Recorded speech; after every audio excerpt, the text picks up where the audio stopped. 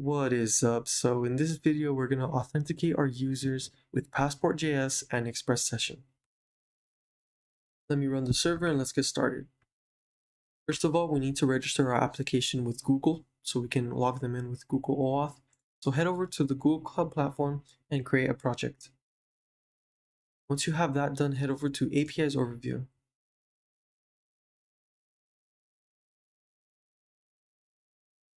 Then click on OAuth consent screen and fill out the information that they ask you to fill out. When you get to the screen where it's asking you for the scopes, make sure you specify the profile scope only. After you finish that, head over to credentials and let's create our client ID. So click create credentials and OAuth client ID. We're going to name this application social media YouTube. And down here, it's going to ask us for an authorized redirect URI. This is basically going to be the URL that we tell Google to redirect our users to after they log in. So this is going to be http localhost 4000/auth/google/callback. We're going to create this path in our application. Once you have this done, it's going to give you a client ID and a client secret. Let's copy this and paste it into our environment variables.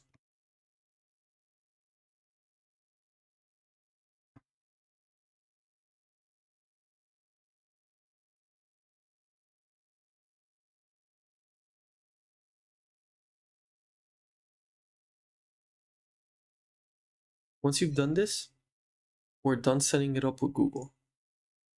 In this episode, we're going to use the Passport Google OAuth strategy, specifically the one that does OAuth 2.0.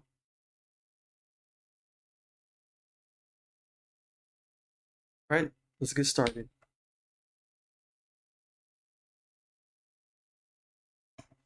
Let's also specify the callback URL that we registered with Google because we're going to need it later.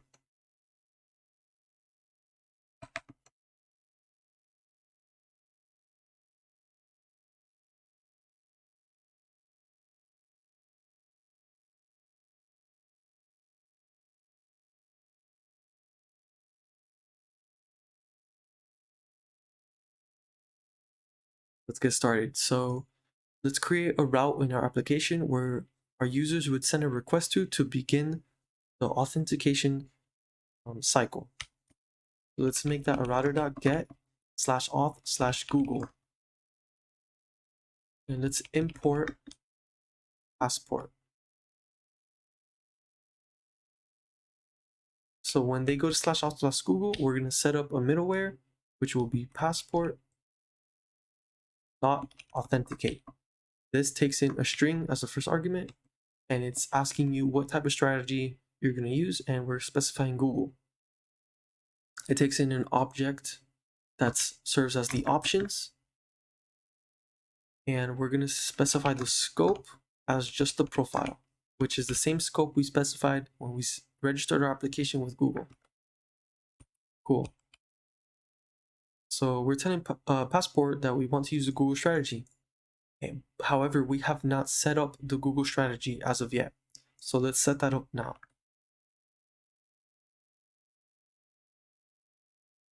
Now let's create an auth.js where we set up the Passport Google strategy. We're going to have to import Passport. And we're going to have to import the Google strategy.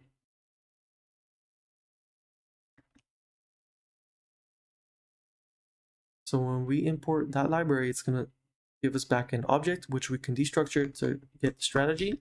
And let's rename it to Google strategy to keep things clear. So it's as simple as doing passport.use and a new instance of the Google strategy. This takes in an object with some parameters inside, which serves as the options. So the client ID, it needs the secret client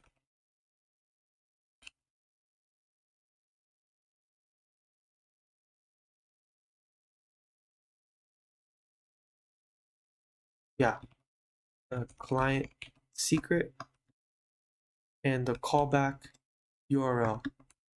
And these are all things that we have in our environment variables. So let's import our environment variables.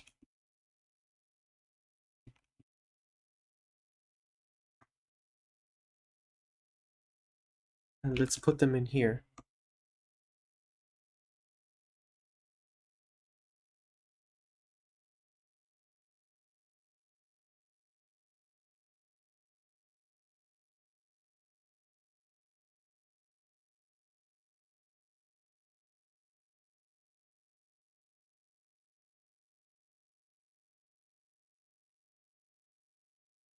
Perfect.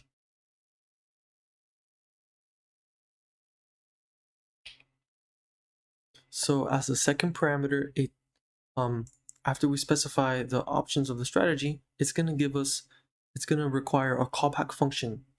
And that callback function is what Passport calls after our user is authenticated.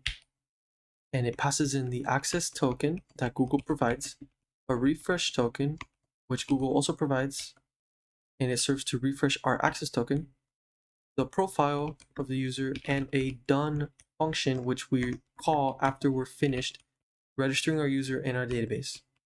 We're not going to use these parameters, so let's specify that.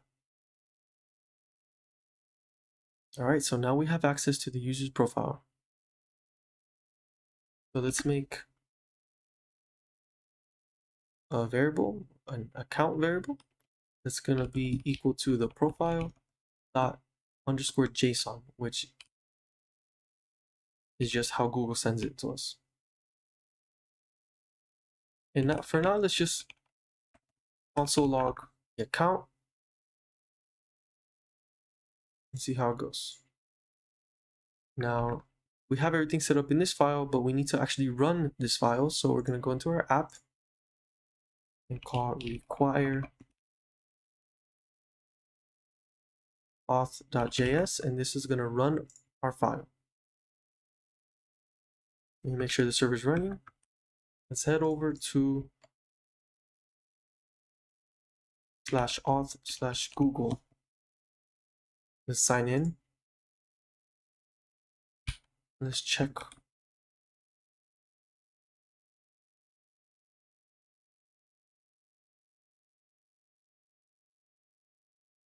Okay. So I forgot to do something. Basically, once we go to this URL, we start the authentication process. Our user signs in with Google. And after that, we're going to get redirected back to our application. But the redirect is going to have a code parameter in the URL. So as you can see here, it got called /auth/Google/callback with the parameter code equals this long string, which is a code that Google has given us.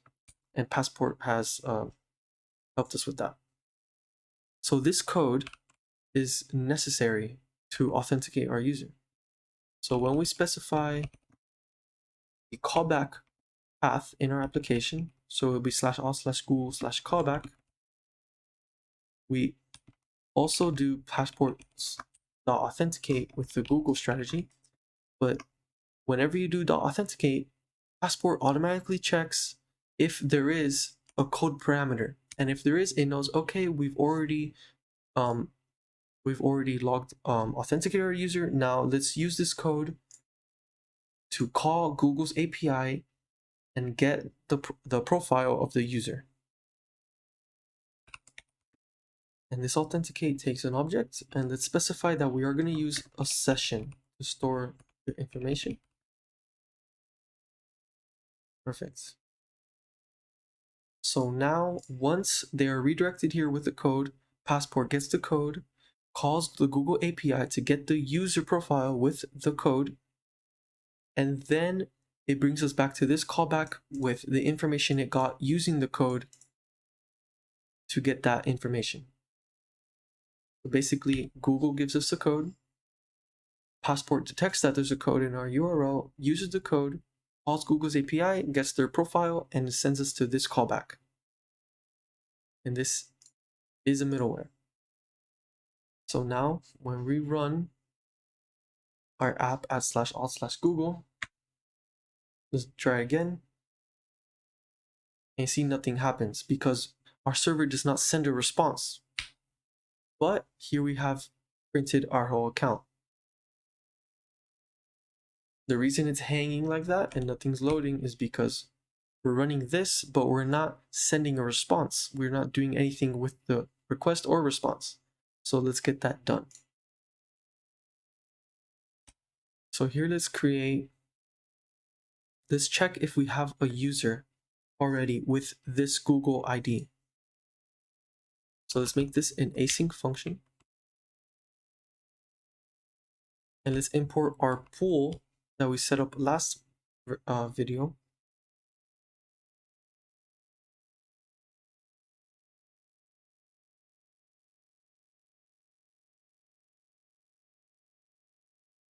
So we can run pool. Let's wrap this in a try catch block. So if there's an error, we can just call done with that error. And let's ignore this for now.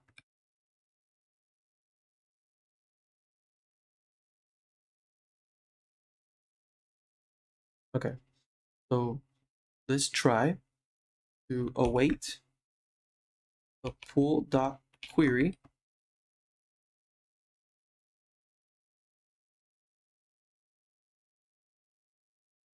And here there's in the object of account, there's something called sub, which is the Google ID.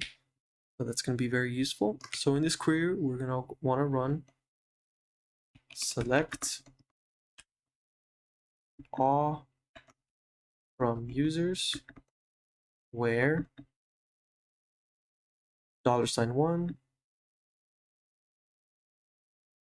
where Google underscore ID equals $1. And then we pass in, basically $1 says whatever we pass into an array is going to be plugged into here. So that would be the count.sub.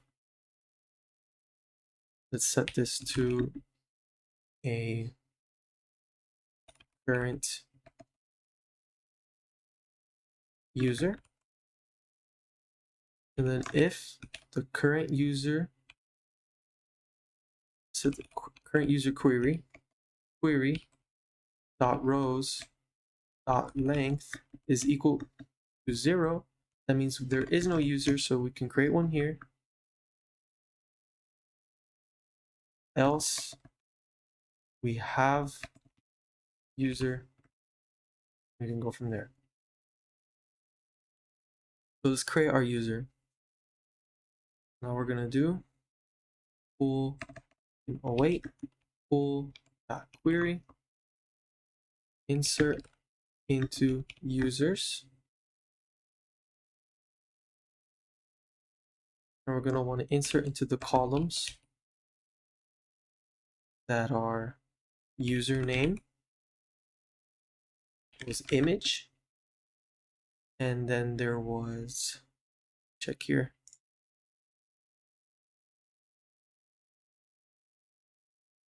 and Google ID. The values $1, $2, $3. And we're gonna pass in the array with those values in the same order. So the username would be account.name. The image would be account.picture. And the Google ID would be account.sub.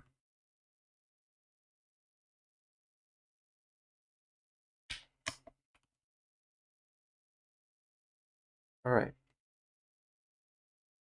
Now, once we have the user inserted into our database, we want to get their ID for their row in the user's table, so that we could store that in the session of the user, which is going to be useful for later because we're going to need it. When they post, we're going to need to know the ID of the user to insert a post. So we're going to do await.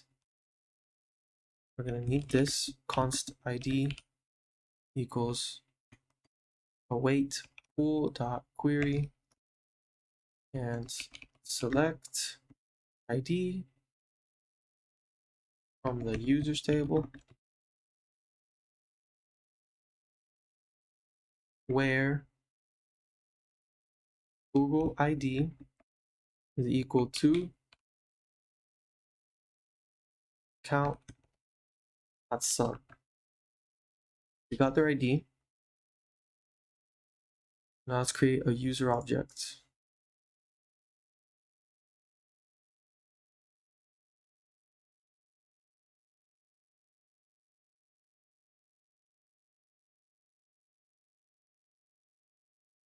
They're gonna have ID. They're gonna have a username of account.name, and we want an image of account.picture. And if the query failed, sorry, if we already have a user, we can just get their information from the current user query. It would be under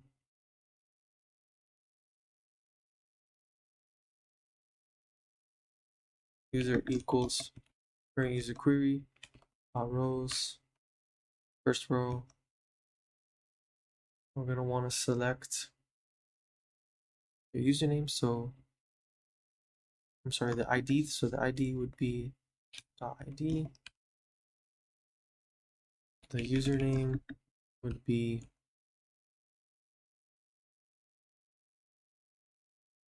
in the query. We would have to get the username, and then the image. It would be under simply image. So if we already have a user, we can just get their information from the query that we did earlier here.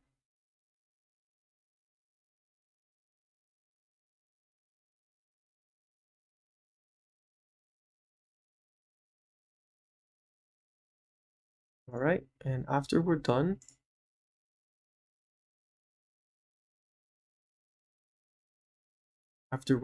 we can call done, and done is basically saying, okay, we're done with this middleware. Let's go on to the next one. It takes in an error for the first parameter, so there is no error, so we pass in null, and it takes in the user for the second, so we pass in user. This looks pretty good to me. We'll take a look at it later, see if there's any bugs, but it looks good to me. So once it calls done, it gets the user. What happens next? Well, Passport is gonna want to use express sessions to get our user. Now, to understand how this works, you need to understand how express session works. So let's take a dive into that real quick. So let's say, so basically, express sessions on every request sets a cookie with a unique ID to that specific user. It sets it to the response. So the cookie gets set on the browser, and every time that they send a subsequent request, they send the cookie with it, and Passport uses that cookie to link the account with the session. The cookie contains a unique ID, which is basically the key in a dictionary per se, which links that certain cookie to user information. We can see this in action with this quick example. So in our app, when we use the express session middleware, the request goes through express session, and it gets the cookie, retrieves the session from the memory, because we're storing their session in memory, in RAM. It retrieves their session information and sticks it in the request object. Sticks it into request.session. This is where it sticks the sessions information, so then we could use it later on. See, and anything that gets set into request.session is then saved to the user session, because express session, the library express session, hooks into an event that is called when the request is finished. So let's say the request is finished and the response is sent.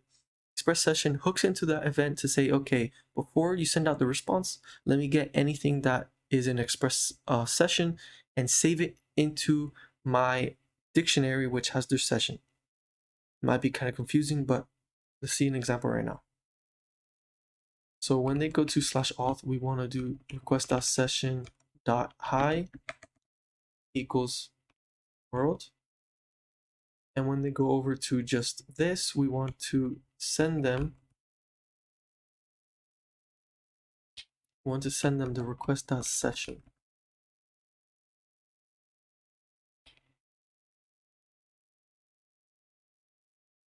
request.session.hi. Okay, when we go here, there's nothing because we have nothing in there. But when we go to /auth, we set something in the request session object.hi. Once the response was sent, Express Session took note of that and said anything that was set in the session object, let's save that and in a dictionary where the user's session lives.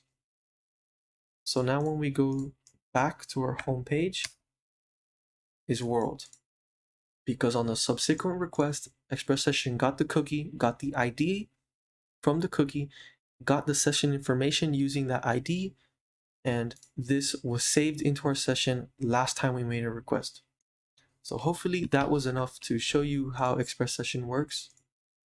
And so you can really know that all Passport is doing is authenticating our users, not storing them. Okay, so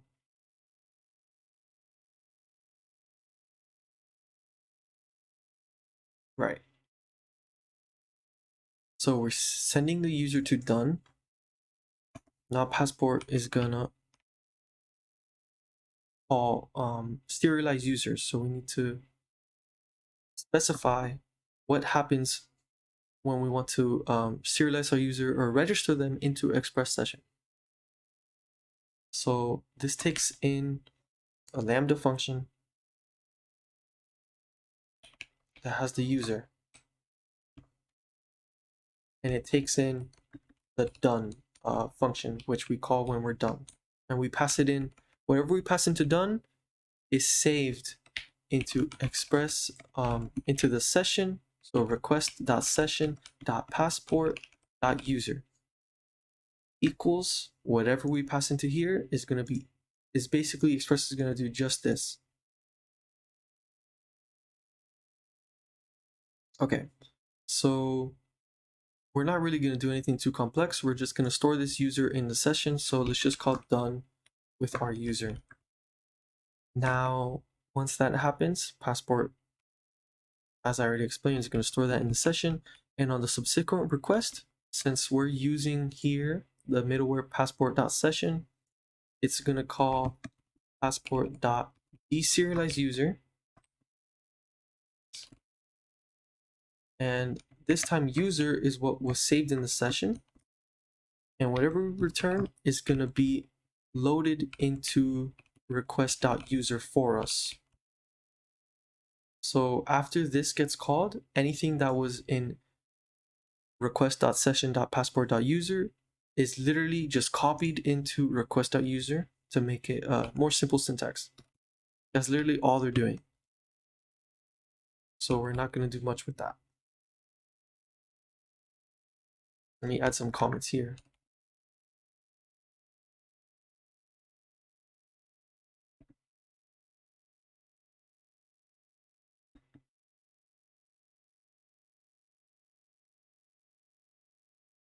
So now after we serialize a user, when we authenticate them, it's going to finish this middleware, and then we can send a response back. Let's send the rest.send request.user. So now we should be fully authenticated. So let's try it out. Hopefully there's no bugs. Let's log in. Something's wrong.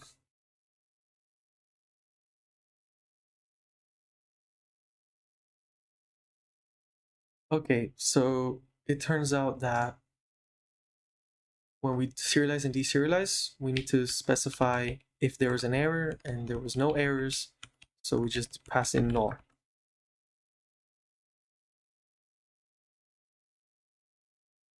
So let's try it again.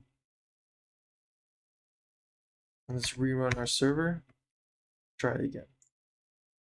Let's log in.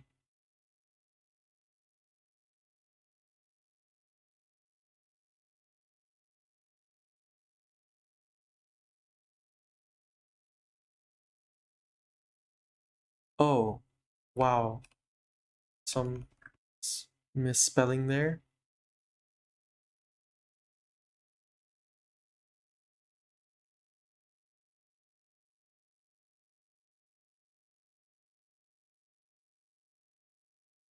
So let's try again.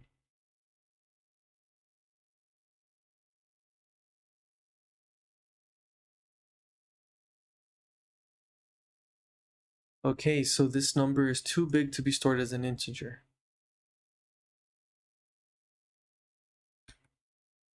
So we're gonna have to store it as a string. All right, so here, where we store the Google ID, let this be a var char instead of a string. And let's go into PSQL and connect to our database. And let's just drop the table of users.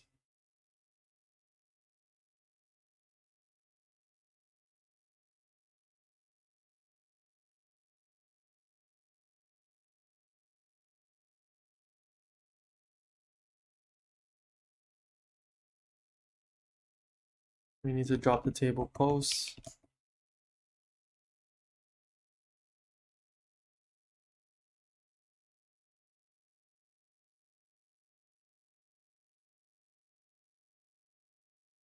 And drop the table users and recreate them again, this time correctly.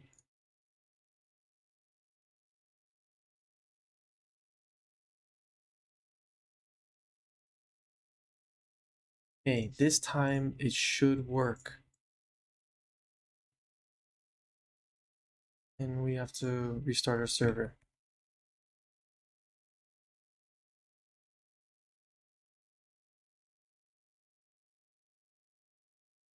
So now,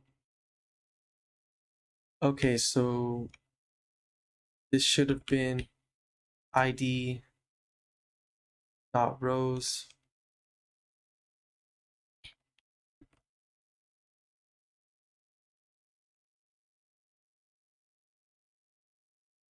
.id.